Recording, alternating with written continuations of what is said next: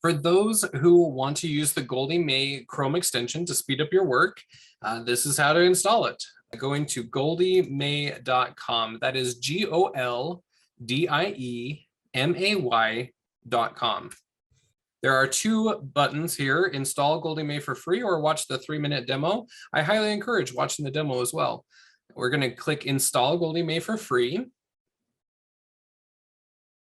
And this will bring up the Chrome web store. So Google Chrome, this is just an extension, an add-on, if you will, to what Google Chrome can do. This is only available for Google Chrome. It's not going to be Safari or Internet Explorer or anything like that. We are going to click on the blue button that says Add to Chrome. And it's basically as simple as that.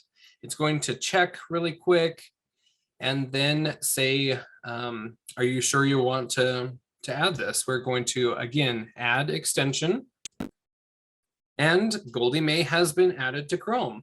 That's all you got to do to install it. So now it comes down to using it. The Google Chrome extensions, all of them, including Goldie May, will be here under the puzzle piece icon in the upper right-hand corner. Click on extensions and click on Goldie May. Once you click on it, it will resize your windows most likely. There are a couple computers that I found that just won't do it automatically, and I'm not sure why not, but it should resize your windows, like here, putting your original spreadsheet or family search or whatever on the left and Goldie May here on the right. Now we are going to click on the menu in Goldie May, and we're always going to be working in the volunteering tab for this 1910 census project. Now, we don't want to click start or do any place or surname. That is for using Goldie May itself as a standalone. We are in this project just using it as a tool to help speed ourselves up.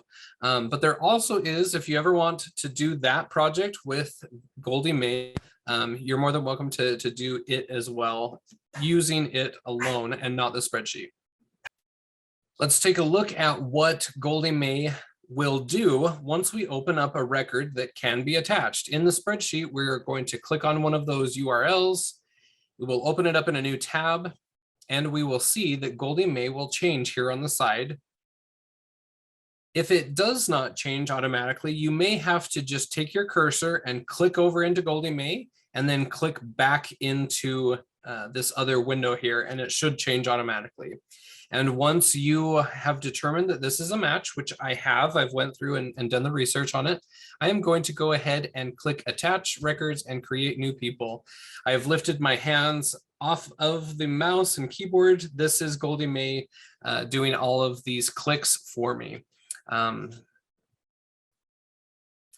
soon as it is done attaching everybody, it will go ahead and say, congratulations, this record has been attached. And if you want to click next, you will be taken to a Goldie May batch, which is not the same as our 1910 census. So at this point, don't click anything else on Goldie May itself. You'll come back over to this side, click on the tab and exit out of it. And we will enter our volunteer name and mark that record as complete. As you can see, Goldie May has changed back to its default over here. And we can go ahead and click in a new record. We can see how when we open up a new record, Goldie May automates over here and says, hey, do you want to attach this record? We would go through the same steps as before, and we'd click Attach Record once we've done enough research and determined that this is indeed a match. So Goldie May is just the most handy feature for speeding up our process of clicking all the buttons for us. As we let the computer do what the computer does best, and we let the human do what it does best. So we need to take the time and research a family out. And then when the time comes, we can click on Goldie May. We can have the computer do the rest of it very quickly for us. Thank you, Goldie May.